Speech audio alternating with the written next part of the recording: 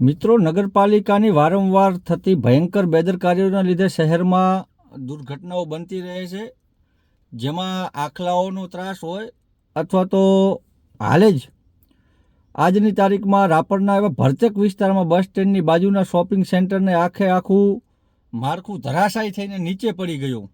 આ વિસ્તાર એટલો ભીડભાડવાળો રસ્તો છે, વિસ્તાર છે કે ત્યાં હજારોની સંખ્યામાં લોકો અવર જવર કરતા હોય છે રોજ.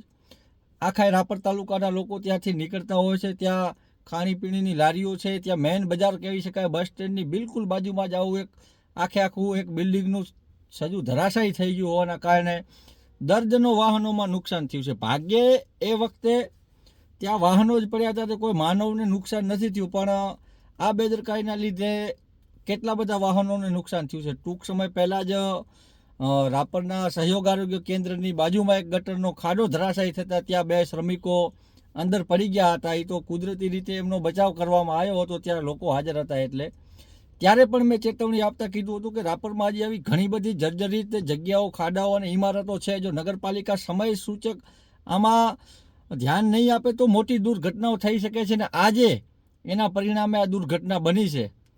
એટલે આવી અનેકો દુર્ઘટના રાપરમાં અવારનવાર સર્જાતી હોય છે.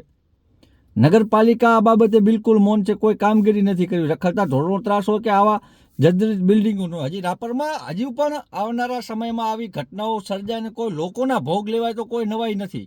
કારણ કે આવી હજી દર્જનો ઇમારતો રાપરની અંદરમાં છે મિત્રો, કે જે ગમે ત્યારે ધરાશાયી થઈ શકે છે. બસ સ્ટેન્ડની આજુબાજુના વિસ્તારની બિલ્ડિંગો હોય, સેલારી નાકાની વિસ્તારોની બિલ્ડિંગો હોય, ભૂતિયા કોઠાવાળી બિલ્ડિંગ હોય, અથવા તો જે નગરપાલિકાના જે પ્રમુખ છે એમની જ્યાં દુકાન છે એ બિલ્ડિંગ પણ આવી જર્જરિત હાલતમાં છે. તો આ બિલ્ડિંગ ઉપર ધરાશાયી થાય અને કોઈ માનવ ભોગ લેવાય તો આવનાર સમયમાં આ નવાઈની વાત બિલકુલ નથી. એટલે નગરપાલિકાને મેં લેખિતમાં તો આજે રજૂઆત કરી જ છે, પણ અહીંયાથી પણ હું આ વિડીયોના મારફતે પણ નગરપાલિકાને સંદેશ આપવા માગું છું કે આવી ધરાશાયી બિલ્ડિંગમાં કાર્યવાહી કરવામાં આવે અને આ ધરાશાયી બિલ્ડિંગને ધ્વસ્ત કરી નાખવામાં આવે, જેથી આવનાર સમયમાં કોઈ મોટી દુર્ઘટના ન સર્જાય.